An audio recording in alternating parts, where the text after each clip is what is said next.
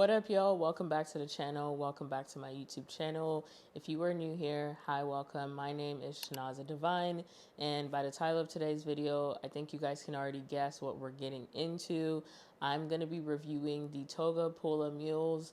And yeah, I feel like this is like a long awaited one. I've had a lot of people kind of ask me my review, my thoughts, opinions on the Togas.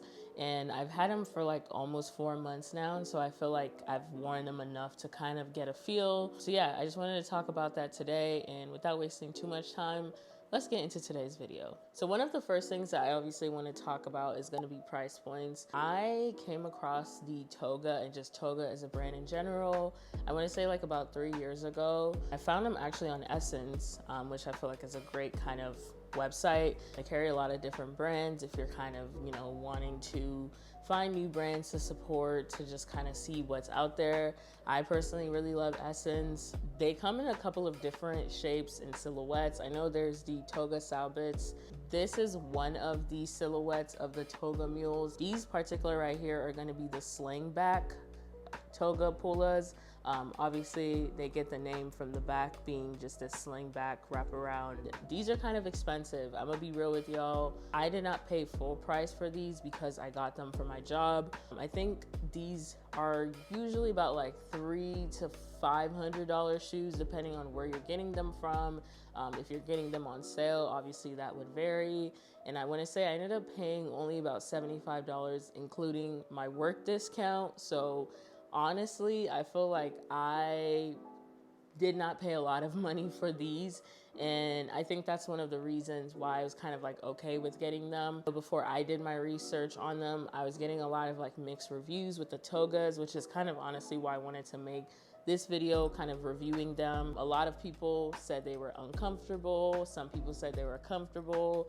And personally, I feel like if you're someone who's used to wearing platforms, whether that be Docs or just shoes that have platforms on them, these won't be too bad. But honestly, I feel like for the price point that I paid, I'm not too terribly mad. I know that it's way more expensive than most people would probably like to spend, and I can't say that I would have personally probably paid $300 to $500 for them. One of the things that I really like about Togas are kind of their hardware.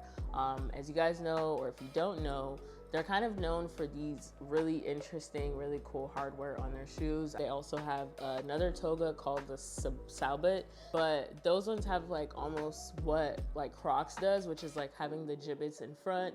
Obviously this one does not have that. But yeah, I always think that their shoes are so unique and really cool just because of these interesting hardware that they put on it. It's one of those things that honestly you really can't mistake what they are. And I like that about Togas. I feel like if you're wearing Togas, like someone knows what it is. The first couple of times that I did wear the shoes, they were definitely a bit uncomfortable. I am not somebody who wears a lot of like platform shoes. I was kind of apprehensive to get when I got these of like, what were they gonna feel like? Did I make a mistake? And at first they were honestly really uncomfortable. I think the first time I wore it on for like maybe 2 or 3 hours, and I was like, I gotta take these off. And that's just coming from someone who doesn't wear platforms. But I also think that the rubber soles definitely help. And this upper part being leather, I feel like this is something that kind of stretches and bends over time, molds with like obviously how much you're wearing it. But I think based on like first wears, they were a bit uncomfortable. I've worn these at least now like over 10 times, and the more times I wear it, the more comfortable it gets. One thing I will say though is that this sling back on the side for me is a little bit annoying, just because like, I don't know, I feel like when I personally wear socks with these, I'm having to kind of like pull my feet inside to keep it from like sliding in and out. So if I were to probably get a new one, I'd probably just get like a regular mule, so without this sling back, just because I feel like it's just a little bit of a like annoying thing, but that's just my personal opinion. I also think these are good for like that elevated look, like say you're going for something a little bit more elevated and like you don't want to wear like, Doc Marten mules or the Adrian loafers or just loafers in general.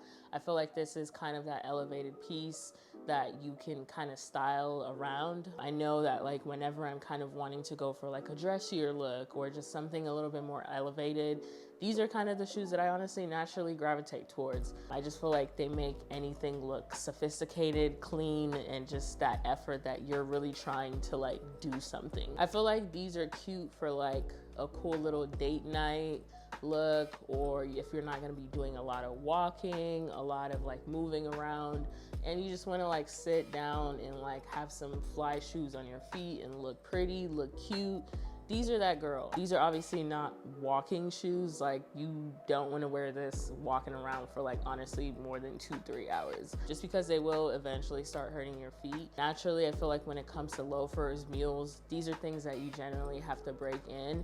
And honestly, I personally believe that like there's really no amount of breaking in that you can do to a shoe other than your feet just getting more used to what you're wearing. I feel like this is one of those shoes that like the more you wear it, the less you'll feel the pain, and the more you wear it, the more comfortable you'll get with like maybe your feet hurting and maybe it not hurting nearly as much as it would have hurt. But yeah, generally overall, I feel like, you know, at the price point that it is, it's not something that I would recommend as like a first option for mules. I feel like there's other mules that are probably going to last you better or just not be as expensive and can achieve the same look as the Togas. If you're somebody who's been kind of questioning, should I get the Toga, should I not get the Togas? I think it just kind of depends on a couple of things. Like, are you okay with paying $300 to $500? Are you okay with knowing that this is not a shoe you probably will be wearing like all the time and also for extended periods of time? But I think that if you're okay with paying,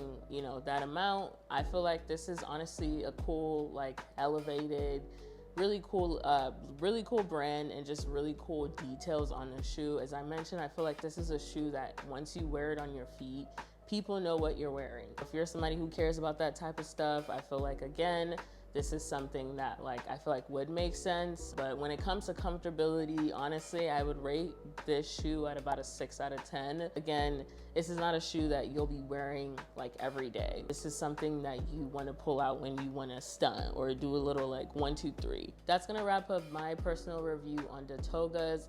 Comment down below, let me know what you guys think. And yeah, I'll catch you guys in the next one.